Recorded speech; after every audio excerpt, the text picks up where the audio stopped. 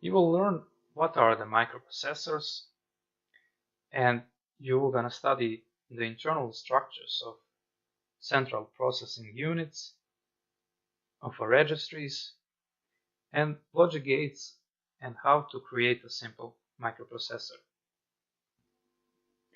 You will gonna learn some math skills like Boolean algebra in order an application of Boolean algebra in order to create circuits and diagrams.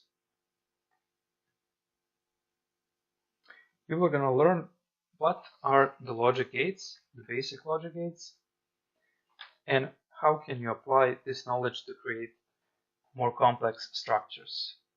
Logic gates are the basic blocks of the digital circuits. There are basic gates of three types: AND, OR, and NOT. Two universal gates are made of these three basic gates, which are NAND and NOR gate.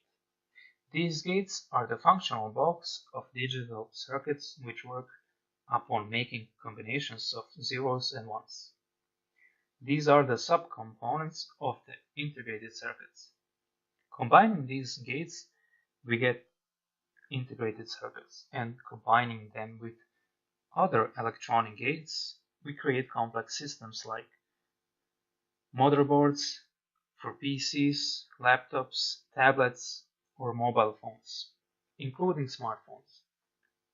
In this example, the AND logic gate gives 1 as its output only if the both inputs are on. In this example, the light bulb will shine if the both switches are on. We can see on this example on a binary coded decimal to 7-segment display. We were going to learn how to apply Boolean algebra laws in order to create an output from 0 to 9 on a 7-segment display. First, you will learn how to create truth table and how to arrange basic logic blocks or gates in order to make the circuit work as you desire.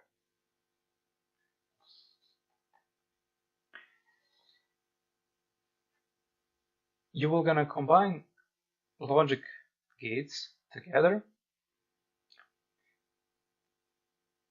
and at the end you will gonna combine all the electronic parts, and using only switches, 4 of them, you will be able to control an output on a 7-segment display. Depending on which switch you activate, your output number will be from 0 to 9.